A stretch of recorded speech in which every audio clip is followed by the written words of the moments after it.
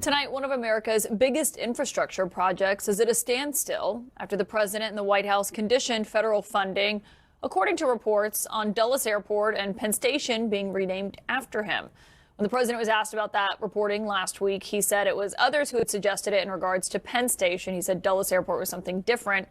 A federal judge, I should note, has given the Trump administration until this Thursday to resume payments for the Gateway project at $16 billion after the administration appealed her ruling, as you saw and heard about here on Friday night. It's funding for the massive rail tunnel that would connect New York City and New Jersey. It was approved by Congress under President Biden. The White House, though, froze those funds back in October. And last Friday, that led about 1,000 workers being laid off after there was no funding, of course. My source tonight is the new governor of New Jersey, Mikey Sherrill. And thank you, Governor, for being here. I think a big question people have is whether or not this project, given what's playing out in the courts and how this is, being battled and appealed by the administration, do you think this project is going to be up and running anytime soon? I do. I took the president to court. New Jersey took the president to court along with New York on Friday. We won. The judge said it was time to get the funds back to work.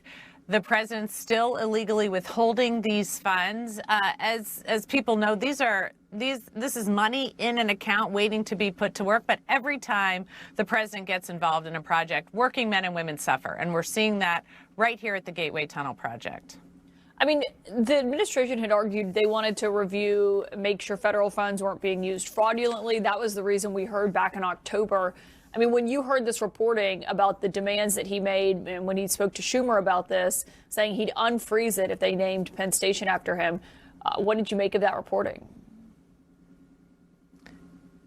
The president moves the goalpost every time, he wakes up on the wrong side of the bed. So he was upset about some DEI stuff. He said he was going to investigate something, or as the administration. Then we heard the reporting that he wanted Dulles or the Penn Station named after him. None of this matters. This isn't a negotiation. This is an illegal act. He is illegally stopping these funds from being put to work. Almost 1,000 jobs now, but it could be about 100,000 jobs in the future. And with jobs numbers like this president has, I would think he would want people to get back to work. You are a new governor, as I mentioned. We've learned that the White House is excluding two of your Democratic colleagues, Wes Moore of Maryland, Jared Polis of Colorado, two people who are known to our audience, from the National Governors Association's annual White House Summit. Traditionally, it's a bipartisan gathering of all 50 governors, regardless of who's the president. Last year, we saw Janet Mills of Maine and the president getting into it while they were there. We asked the White House about this, and they told CNN that many Democrats were invited to dinner at the White House. Others were not. These are White House events, and the president reserves the right to invite whomever he wants. Do you agree with that?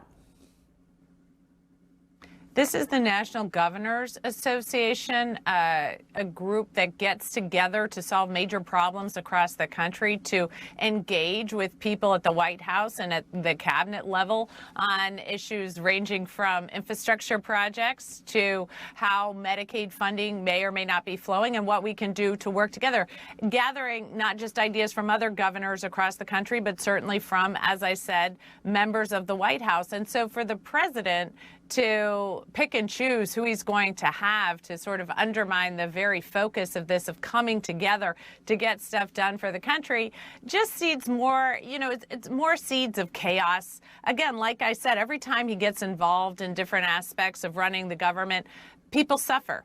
And so without this event, without people coming together on some of the hard things, we're going to see worse decisions made. And that's not surprising given where this president's taking this country. Are you going to still attend? I won't be attending if we're not having a bipartisan group of all of the governors invited to the event. So if he doesn't invite Jared Polis and Wes Moore, you're not going? No, I will not be going. This is ridiculous. Governor Mikey Sherrill, thank you for joining us tonight. Thanks. Up next here,